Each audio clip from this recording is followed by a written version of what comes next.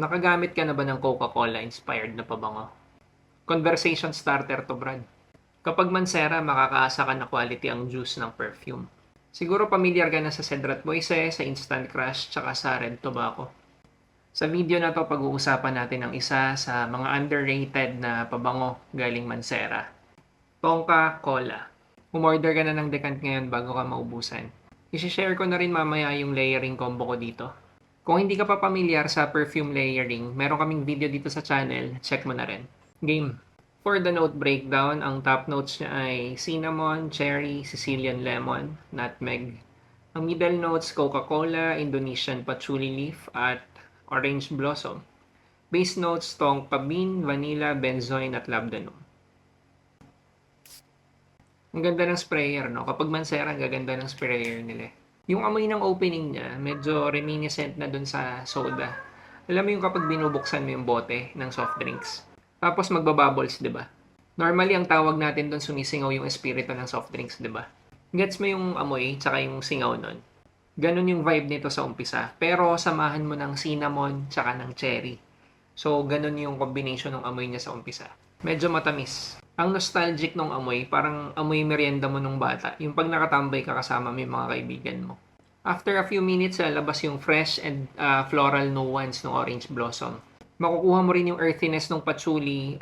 Slight lang, pero enough na to balance yung sweetness na meron kanina. From opening hanggang mid, may Coca-Cola vibe na talaga siya. Gets mo yung dating niya na may pagka-soft drinks na pinakamadaling ikumpara para sa atin na mga Pilipino sa Coca-Cola. Coke, cinnamon, cherry. Yung cherry hindi ganun kalakas.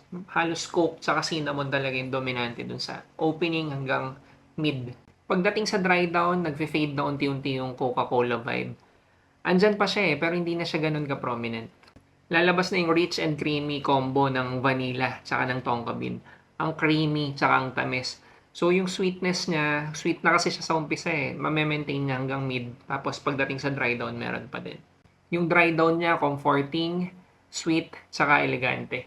Unti-unti nang lalapit sa skin yung scent. Pero naglilinger pa rin sa hangin yung tamis tsaka yung linamnam ng scent.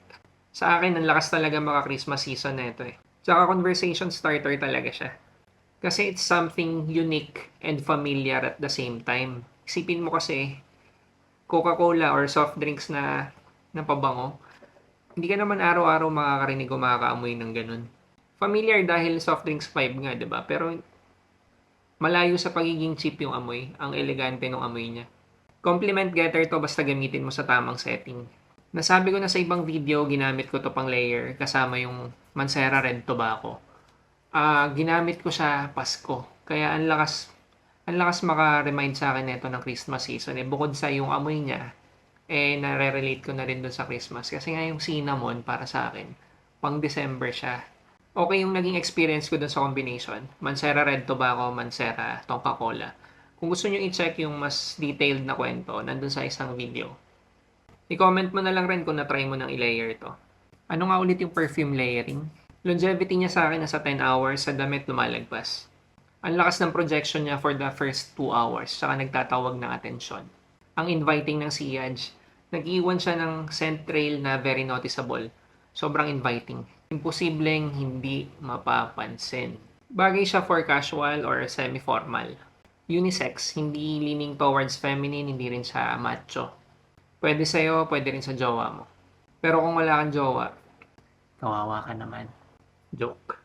Okay siya for date nights. Okay talaga siya kahit saan na malamig. Huwag na huwag mong gagamitin sa mainit kasi parang ang lagkit niya kasi dalhin kapag sa mainit. Perfect sa malamig na setting. Pwede to sa office, mga 2 or 3 sprays lang. Kasi kapag sumobra naman, baka maka-choke na. May katamisan kasi siya, so pag sumobra yung dami ng sprays mo, ang tendency, baka masuya nga yung iba, maka-choke na kung masyado malakas. Pwede siya for teenagers, pataas. Ang wide range ng market na ito. Cinnamon, cherry, Coca-Cola, at vanilla combo. Mabango. Kung naghahanap ka ng unique scent, quality yung juice at okay ka sa matatamis, pwede sa'yo to. Na-try mo na ba to, Brad? May decant kami starting at 1 ml.